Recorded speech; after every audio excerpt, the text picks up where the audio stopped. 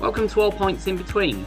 It's a kind of travel, kind of history show that keeps ditching ideas. I'm Martin, and long story short, I've been back in England for a busy few months. I'm currently staying in a house where my main job is to keep a cat alive. So there's not been much in the way of episodes, but I am hoping to start doing them again more regularly. But Martin, I hear you say, I read the episode title. What's happened to Seven Wonders of the Modern World? And it turns out trying to get three people on a call at the same time is a bit like herding cats. I might come back to that at some point, or it might just join the pile of other unresolved threads that we have on this show.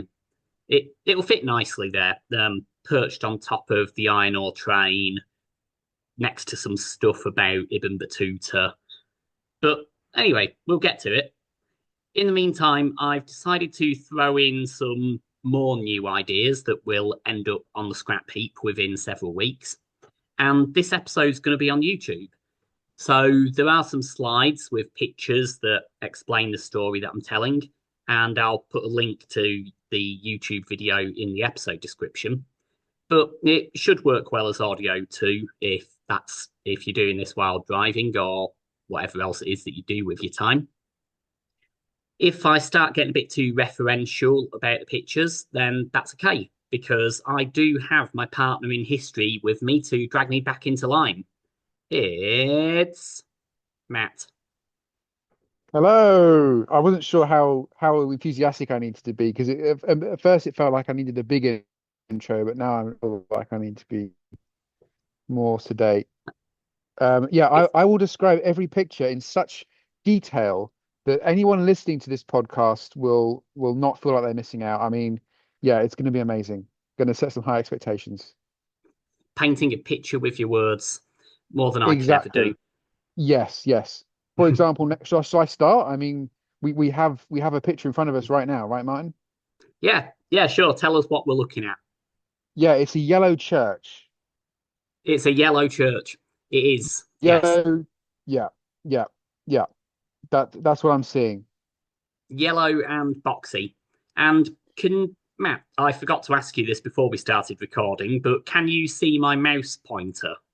I can see your mouse pointer. Yeah, it's by Wait, the door of the church. what is that circling around there? What do they look like? Oh yeah, there's skulls. I I genuinely did not realize. Okay, the picture.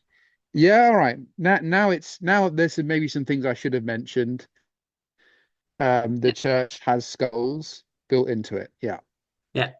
Well, we'll get on to that. So today, like in most of the episodes that I do, this has been inspired by just an interesting story that I discovered while I was driving around. And this one does have to do with this, what at first looks like a fairly unassuming looking tower. It's in a town called Niz in Serbia. But this is a story about why this place is a place of pilgrimage for people from Serbia. It's also a story of why I only had about 30 seconds to take this photo in between the large groups of school kids going in and out of the building. And it's also a story about why it has the opening scene of Terminator 2 inside it. Wow. Yeah. That's it. Yeah, that's a different look. So we now okay. Description mode again. Lots of skulls. Um, built into a wall that looks like it's seen better days, but maybe not much better days, to be honest. Um, and yeah, it looks pretty menacing. Yeah, so today we're going to be talking about why these people's heads became masonry. And that takes us back to 1809 and the Battle of Segar in Serbia. And it's the last Martin, stand. Go sorry, on. 1809. That is not long 1809. enough ago. That is not long enough ago. I'm expecting medieval. That is crazy. That is crazy. You were Wow. thinking more, I don't know, maybe like Mongol invasion or something like that. But Yeah. hours of. Yeah. Conan Barbarian, obviously not a real person, but that was the sort of thing. No, Wow.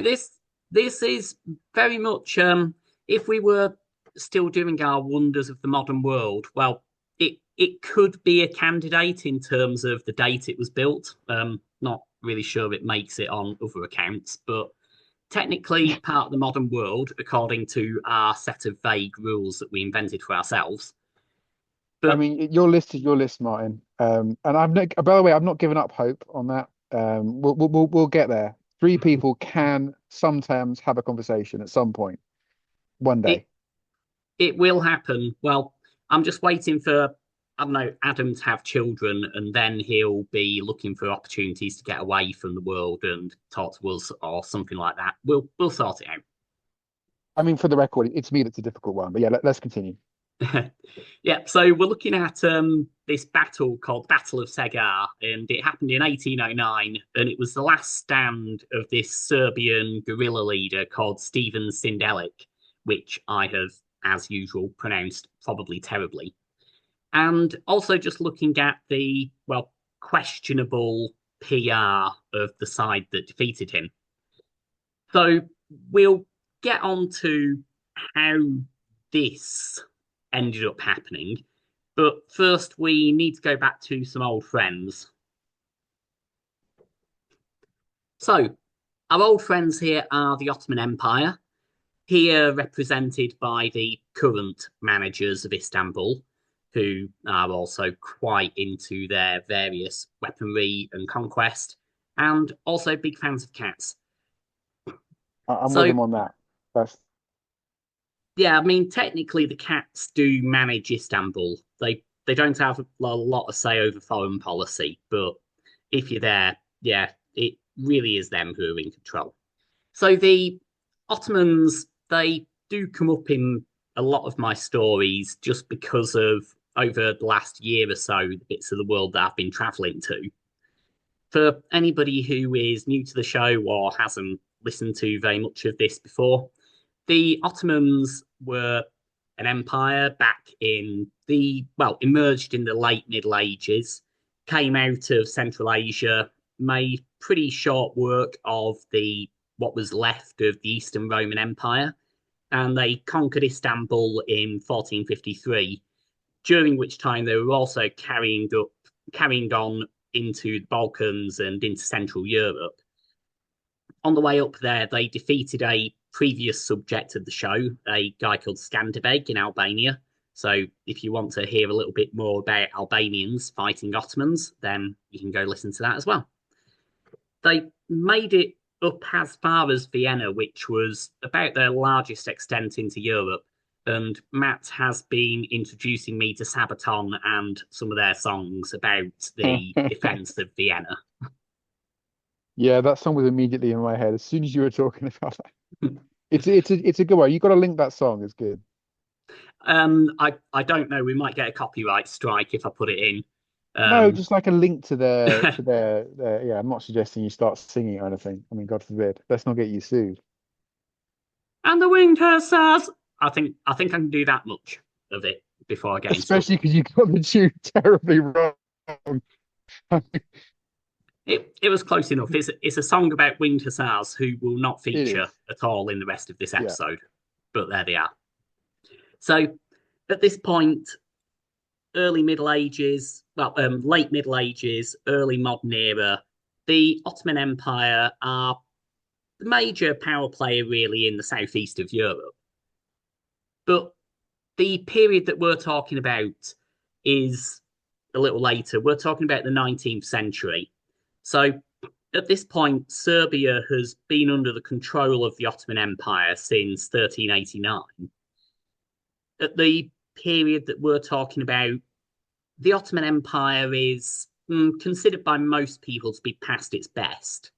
It's not quite the sick man of Europe that it would become later in the century. And it's still got a pretty firm grip on the middle and the south of the Balkans.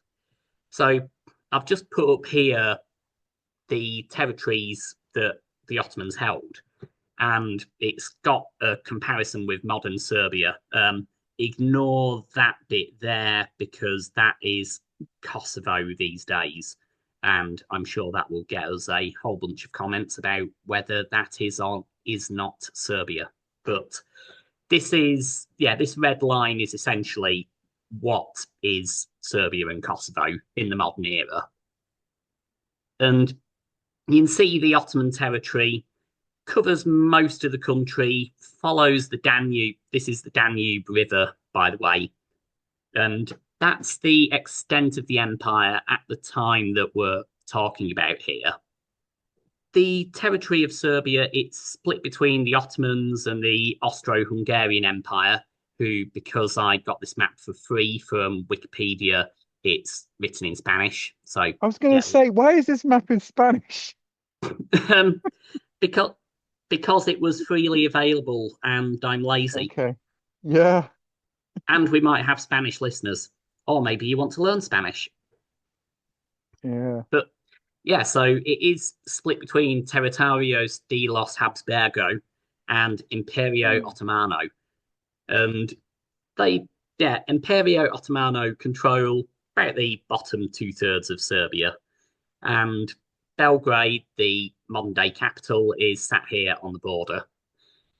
When we get to the battle ourselves, we're going to be talking about the town of Nis, which is just there, you can see, and the fortress that is on the edge of the city.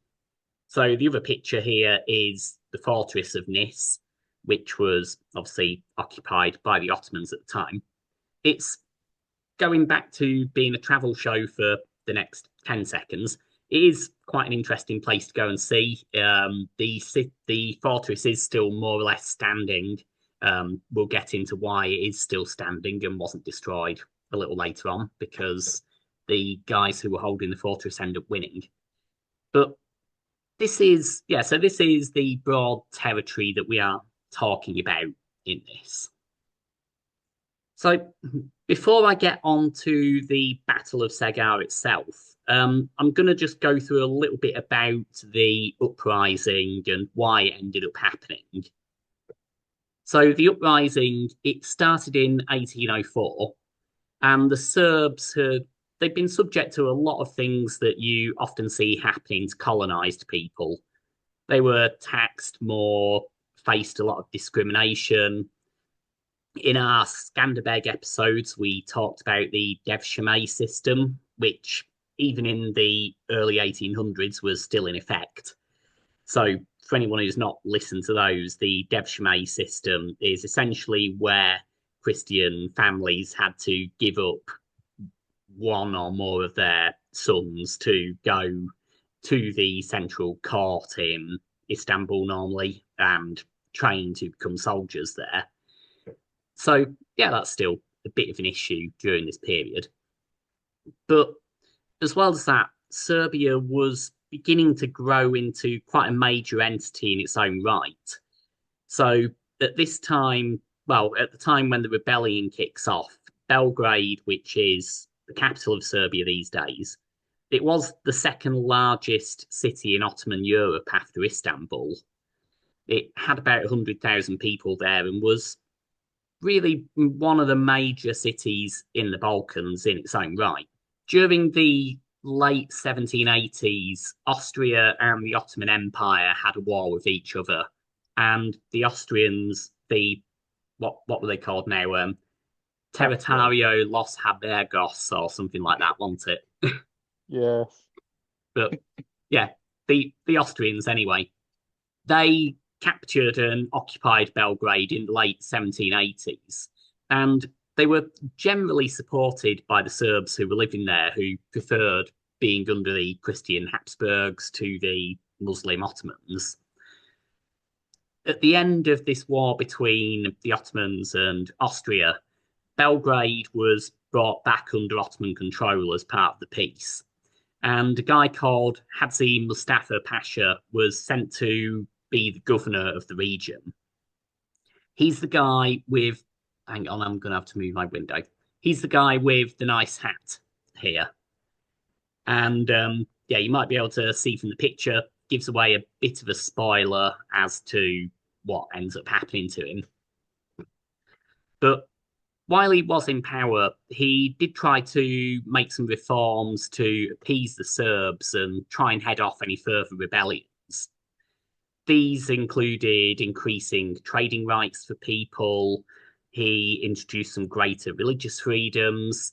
And one of the other things that he did was try to sack some unpopular military commanders in the area, or either sack or move them to other parts of the empire where he could. Now, historically, fucking with the military doesn't always have the outcome you hope it will. And in this case, the commanders were Janissaries, who we've also talked about during the Skanderbeg episodes. And they tend to be the sort of guys who don't really mess around. So four of these four of these unpopular Janissary leaders, Kusuke, oh God, I should have read these through before this. Kuchukaija, Met, I'm not reading this. Four Janissary leaders, you don't need to know their names, you won't remember them. They formed a group that were called the Dahij, and this group were essentially renegade officers of the Janissary Corps. On 15th of December 1801, the one that I will tell you then is Kusukaija, and he assassinates the governor, Mustafa Pasha, and launches a military coup which takes control of most of the north of modern day Serbia, and it reinstates a lot of the repressive rules that have been in place before the Pasha's reforms. While this renegade military faction was now in control of Serbia, there was still some local leadership that was managed by the Serbs. These people were called kneses. They're essentially like village mayors, these kneses. These leaders petitioned the Sultan in Istanbul after the coup had taken place, just to say to the Sultan, "Hey, just so you're aware, some guys from your army they put speed holes in your governor, and now they're starting to enslave us again. Does your empire want to, do some imperialism and sort this out?" The Ottoman Empire, it wasn't the most efficient system by this time, and there were plans to dispatch a new governor to Serbia, but by January 1804, that still hadn't happened. Bear in mind, this initial assassination took place in 1801, so not very quick off the draw. And in this period, the Dahij, so these renegade Janissaries, decided that they were going to try and keep one step ahead of Istanbul by consolidating their power in the region. The result of this consolidation, well, I suppose that's a slightly clean term for it. It's generally known as the slaughter of the Kneses. It's where these Dahij forces went through the countryside, killing the Kneses, so these local mayors, Orthodox priests, other prominent Serbs, and over a period of 6 days, the heads of 72 of these people were brought back to Belgrade. It's thought that there were probably closer to 150 people who were killed during the slaughter. And the idea of it really was to try and wipe out this rival power base in the region to them. The power base that was actually calling on the Central Empire to come and get rid of these renegade officers. So during the massacre and in the initial period after it, groups had started to come together to try and put together kind of mutual self-defense groups. And on the 14th of February, so this is about 2 weeks after the massacre itself, the leaders of some of these groups came together and started to set up a more organized resistance to the Dahij, so to the coup officers. These guys, they were mostly civilians, but a lot of them did have experience from fighting with the Austrians during that war that I was talking about a little earlier. And the Serbs were quite quickly able to take over most of this region that was called Somalia, which is modern day northern Serbia, essentially. It's where most of the Dahij were based, and quite quickly they left only Belgrade under the control of the Dahij. The government in Istanbul became aware of the rebellion, and they initially refused to send any troops to help the Dahij, who you'd have thought they would perhaps be a bit more minded to side with, but really they've been kind of fence sitting up until this point.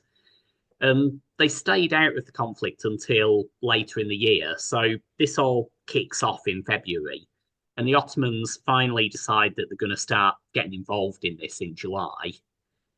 So at this point, the empire does finally get off the fence, and it decides to send troops to go and help the Serbs rather than the Dahij. And the idea of this is really to kind of support the Serbs, but kind of also just to keep them under control and make sure that once the Dahij had been displaced, the rebellion wasn't going to get out of hand. So by the time the main Ottoman force shows up, Belgrade has been taken, and the remaining Dahij are cowering on this small island in the Danube that's called Adakale. The Dahij's last stand takes place in August, on the 5th of August, and the Ottoman led force, because by that point the Ottomans were quite heavily involved, they capture the island and behead all of the remaining Dahij at this stage. So, great, the Ottomans say. The Dahij, they fucked around, they found out, and now put a new governor in charge, and it's time for all of the Serbs to go home and go back to their lives. But the Serbs don't much fancy going home. They don't necessarily trust the Ottoman troops that much to protect them, as I'm sure you can imagine. And at this point, the fight against the Dahij morphs into a more general uprising to try and get the Serbs, get the Ottomans even, out of this territory. So, with that, I am actually going to skip forward to the bit of the episode that is about what I said it was going to be about. I I do need to give a bit of context sometimes, just because otherwise, if I'd just gone straight into the Battle of Cegar, then it wouldn't have made sense in the wider history of things. Also, probably would have made the podcast way too short because the battle itself doesn't last for that long. But at least that does give you a bit of a background on what's going on here. So the pictures that I'm showing you now, these are the two main protagonists in the battle that's coming up. And for those of you who are watching it, I'll let you guess who came off worse from the battle. I'm sure Matt can also guess. Yeah, I mean, we've got one person with a really nice hat. I don't even know where you can get a hat like that these days, but I kind of want one. Um, and very stylishly dressed. And then we have a skull in a glass or plastic chamber. A So, skull, a skull on a plinth. Yeah, and I yeah, reckon you can get those hats in markets in Istanbul still. okay. So, yeah, the Ottomans during this battle, they're commanded by this guy on the left. He's called Hursid Pasha. He's the governor of the region at the time. And the guy on the right, you can see down there, that is our, for lack of a better term, hero, Stephen Sindelik. Oh, well, actually, you can see how it's written there. Matt, do you want to have a go at that? Tell me whether I'm getting it right. Yeah, Stevan Sinjelik. Sinjelik. Yeah, I yeah, think a J is often a Y in Serbian, but I might be wrong. yeah. I think I was saying more kind of Sindelic without the J bit. So yeah, I think you're probably more right there. Singelic. Yeah. And Sinjelik, yeah. any Serbians who happen to be listening, don't comment because yeah, you'll show us up. Hmm. So as you can see, Stephen, this is another picture that I did take. He does have pride of place in the school tower monument, and we'll just get on to how he ended up being there. So starting off, Hersid Pasha, the guy on the left, he was actually a Georgian and was a Janissary commander. So actually from a Christian Georgian background originally, but converted to Islam during his period as a Janissary. Before ending up in Serbia, he'd had a few different jobs around the empire. So he'd been a governor in Egypt and after that, northern Greece. And he was brought in specifically to put down this uprising that by now had been going on for around 4 years. Sindelek, on the other side, he was from, well, as the surname would suggest, he was actually from Serbia. He was from a town about 100 kilometres south of Belgrade. And he'd been involved in this uprising from the very beginning when they had been fighting the Dahij before turning over to fighting the Ottomans. His former boss had been one of the Kneses who was killed during that massacre that sparked this whole thing off.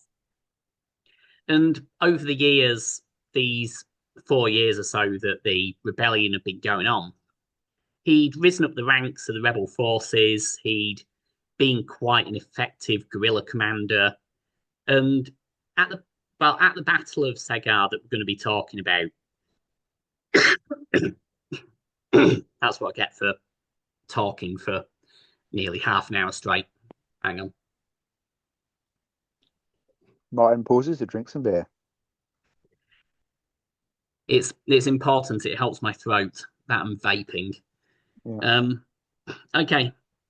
So, like I was saying, at the Battle of Segar, he's not actually the overall commander at this battle. He was just in charge of one of the units that was called the Reserva Infantry Brigade. But he's the leader who gets talked about most because of what happens at the end of the battle, and also because the other leaders, they're not particularly impressive. I mean, these guys, they're guerrilla forces. They're not really made for pitched battles, and essentially they don't do that well. Not to spoiler this. So, move on to the battle itself.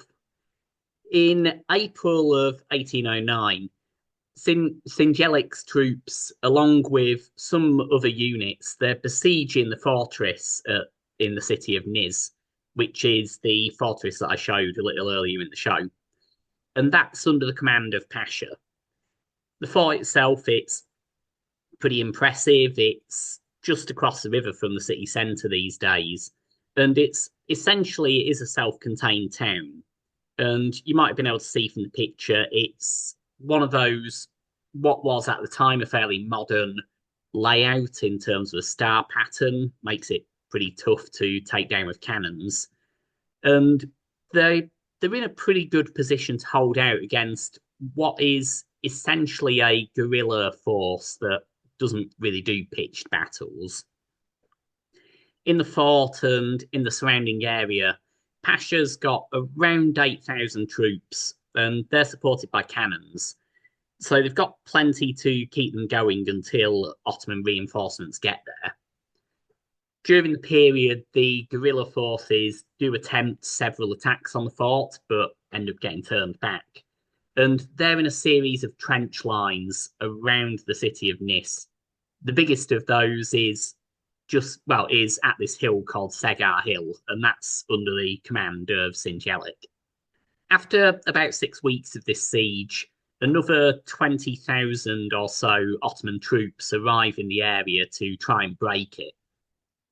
These troops, with the support of Hamid Pasha, they start working their way around these different trench lines and essentially picking the Serbian units off one by one.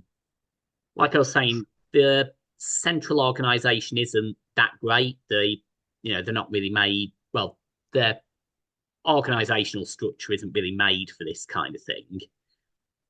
And Singelik's troops, they're based, as I say, at Cegar Hill.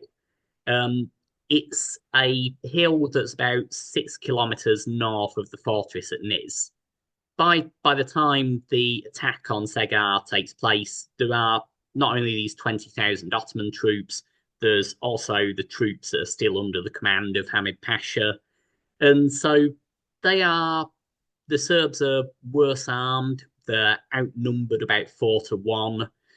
There are very limited command structures in place. Most of the other Serbian forces have melted away by this point. So going into this, and this is also why I've not dwelled too much on the battle itself, because you might be able to guess it's a pretty short affair, and there's not much to be said about the battle itself, except for its quite exciting end. The Ottomans, they decide to go for a tactic that I like to call Martin playing a total war game. Essentially, hurling troops at the enemy until you either crush them or you don't have any troops left. Well, more often than not, when I try it, I'm just left in command of a fine paste of former soldiers at the end of it. But with all the advantages that the Ottomans have, they're able to breach the trenches. It takes them the best part of a day to do this, but they do eventually break through the lines. And at this point, the battle and indeed the whole siege of Niz is essentially lost. I mean, it probably was before the battle even started. But the Serbs at this point, they are holding off attackers in their trenches, fighting hand to hand with bayonets. And another interesting factor at this very late stage in the battle is the bleak situation of what the Ottomans tend to do with rebels when they capture them. So I don't know, Matt, if you remember what the Ottomans used to do for rebels during Skanderbeg's era, do you? Oh, of course, impaling. Impaling. And it's the 19th century, and they are still impaling. So that's kind of what these guys have to look forward to if they surrender at this point. Hmm. It's, yeah, pretty unpleasant way dying. But do you know what is quicker than dying over several days with a sharpened pole up your rear end? Based on the pictures, I'm going to say exploding. Exploding. Yes. It is also a far more awesome way to die. So, with the Ottomans on top of his position, Sinjelik rushes over to this magazine where their remaining gunpowder is stored. According to legend, his famous last words were, "Save yourselves, brother. Ah, save yourselves, brothers. Who wants to? Ah, god damn. Gonna have to fix this in the editing."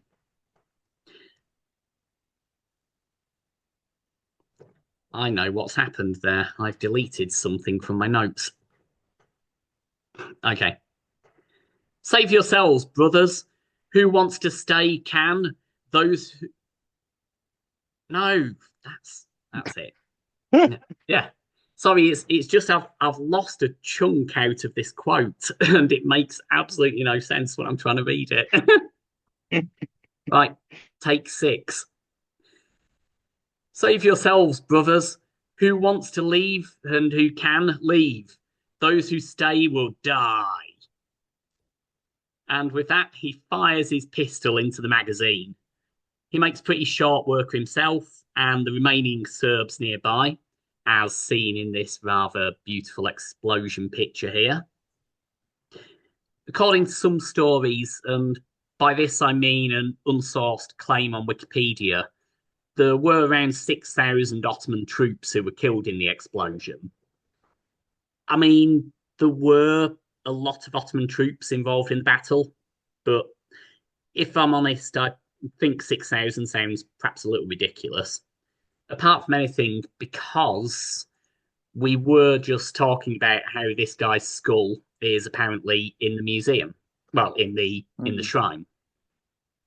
I'm thinking if he was at the center of an explosion that killed 6,000 people, he might be what is euphemistically referred to as missing in action. So well, take your own myth. Believe in the one that you want there. But anyway, massive explosion. Thingelic dies in a blaze of glory. Whole bunch of Ottomans killed, surviving Serbs killed.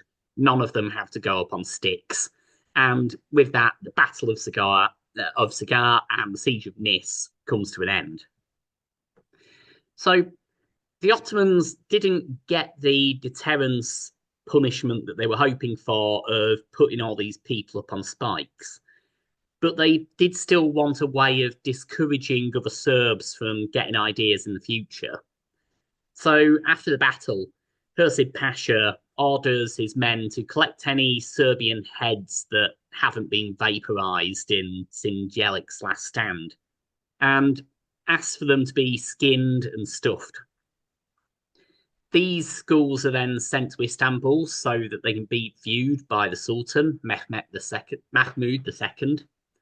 He takes delivery of them, confirms that these guys are very dead, and then sends them back to Nis, where Hursid Pasha has 952 of them embedded into a pillar on one of the roads out of the city. So I'll come back to the tower and what happens to it in a moment.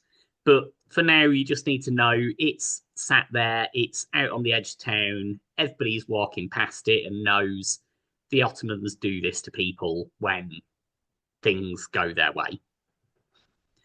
But I'll just talk about how the uprising ends because I know everybody wants to hear that bit of the story too. After the battle, the Ottomans are able to retake Belgrade, and this leads to a mass evacuation of Serbian troops and leaders across the border into the Ottoman Empire. And you'll see again, we have You mean the changed Austrian our. Empire? Sorry? You mean the Austrian Empire, right? The What did I say? Serb Ottoman. I said they fled in. Oh, okay. There you go. I'm running on autopilot already. Yes, Mm. Austrian Empire. So yeah, they're fleeing across the Danube into the Austrian Empire, and as you can see, we've got a whole new language on our maps now. But you I can don't even see know what language this is. Austriskos Polish? Karvas. I reckon that's Croatian. Okay. Yeah, yeah. I'm thinking Croatian for that. Hmm. Again, anybody who does want to comment on what language that is, actually do comment on that. I'm curious. But a lot of the leaders they do flee into the Austrian territory. The Russians during this point in the rebellion are providing a lot of support. So anybody who knows a little bit about the politics of the region will know that Russia have been kind of Serbia's big brother for an awful long time and a long time supporter of them. They've mostly been arming the rebels rather than providing troops. But at this point, even the arms do start drying up just because of the period that we're in now. So Russia are also having to deal with some guy called, hang on, Napoleon,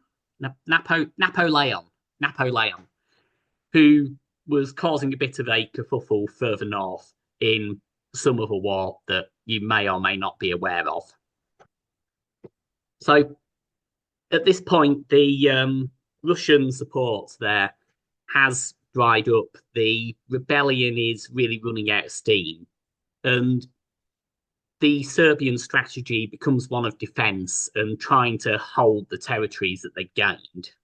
There was an attempt in around 1812 to bring this conflict to an end, and it would have seen it would have seen Serbia existing as a client state of the Ottomans within the borders that you can see on this map here. So the thing is that this doesn't include Nis, which is obviously the town that we've been talking about.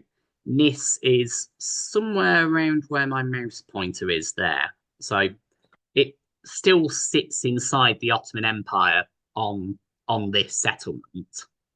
But as Russian support continues to collapse during the rebellion as it's ongoing and as the negotiations carrying on, the Ottomans decide to push the advantage. And by 1813, they've retaken all of this land.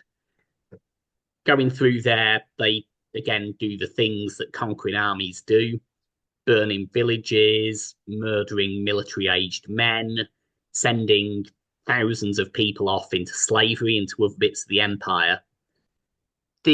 As I said, the remaining Serbian leadership by this time, they're off in, I don't know, Vienna having nice cake, or in Russia trying to avoid Napoleon. And everything went back to where it had been for about the next 18 months. So the border ended up going back to where it was. All this ends up becoming part of the Ottomans again for about 18 months until the second Serbian uprising happens. This one does go quite a bit better. And within 2 years, so in 1817, Serbia does have what is a nominally independent principality. It's got its own parliament, it's got a lot more autonomy, and well, as much autonomy as you can hope anyway between a Austrian and Ottoman sandwich.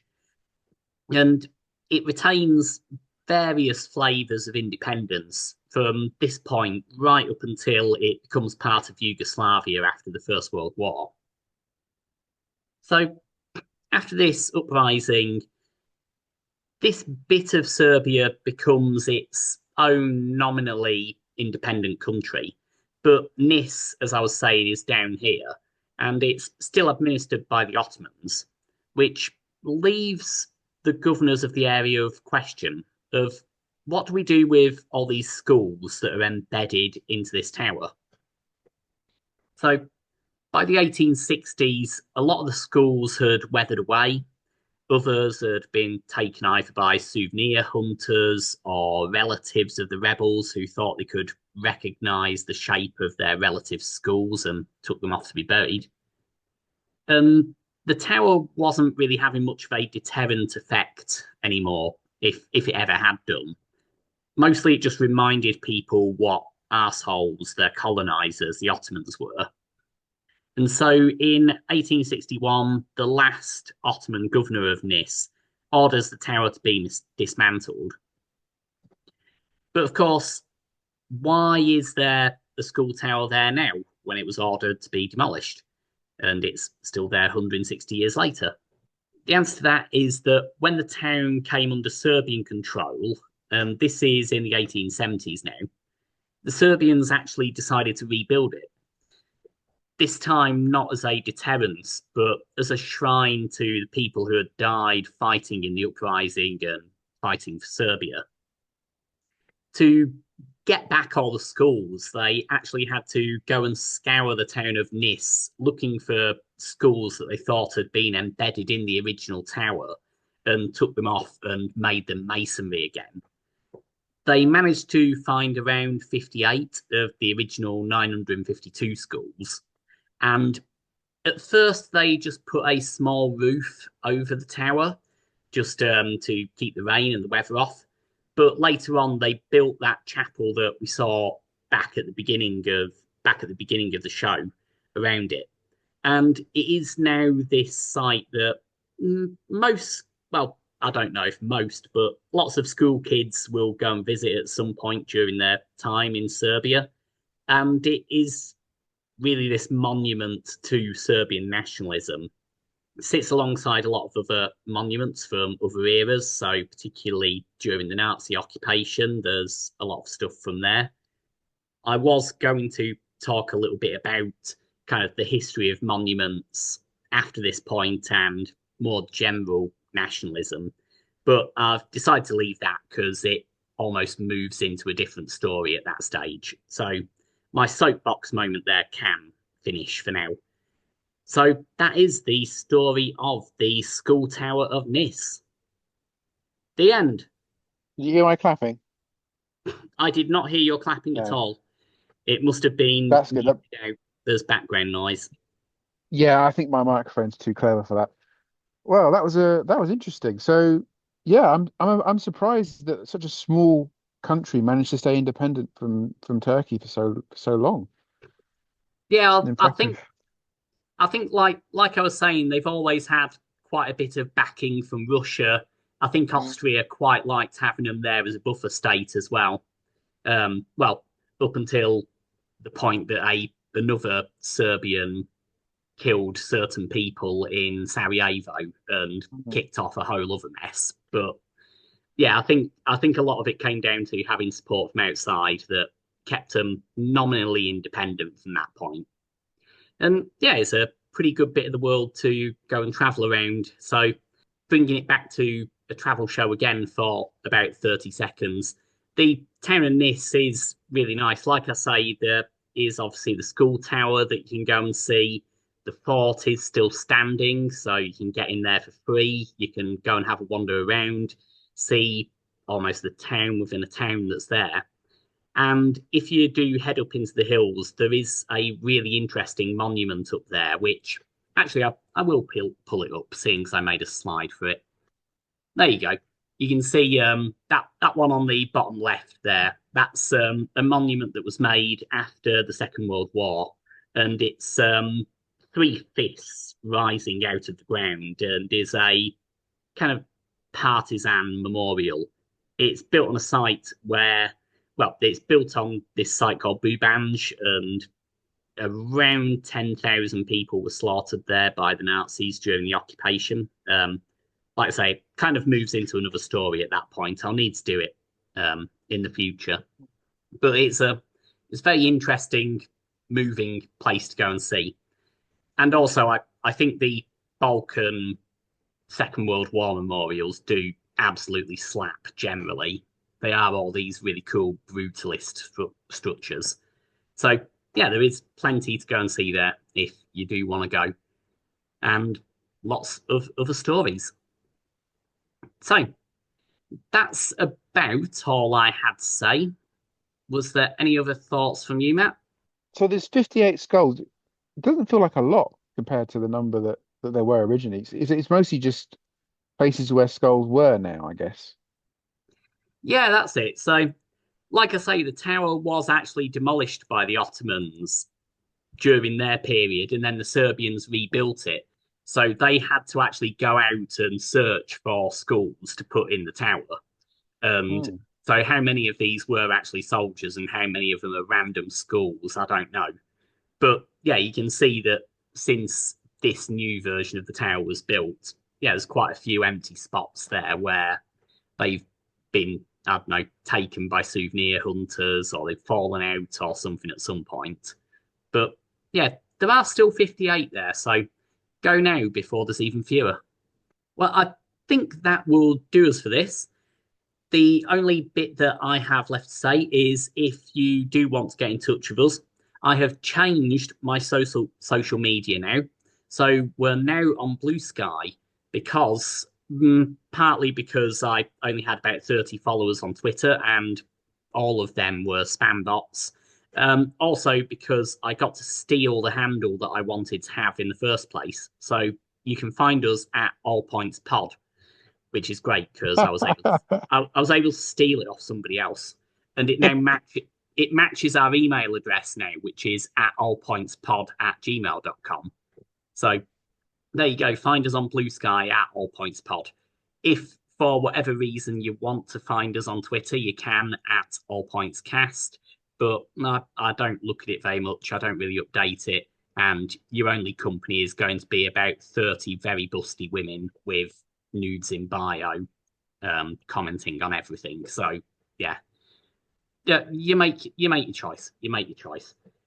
Anyway, with that, it is goodbye from me and goodbye from Matt. Goodbye.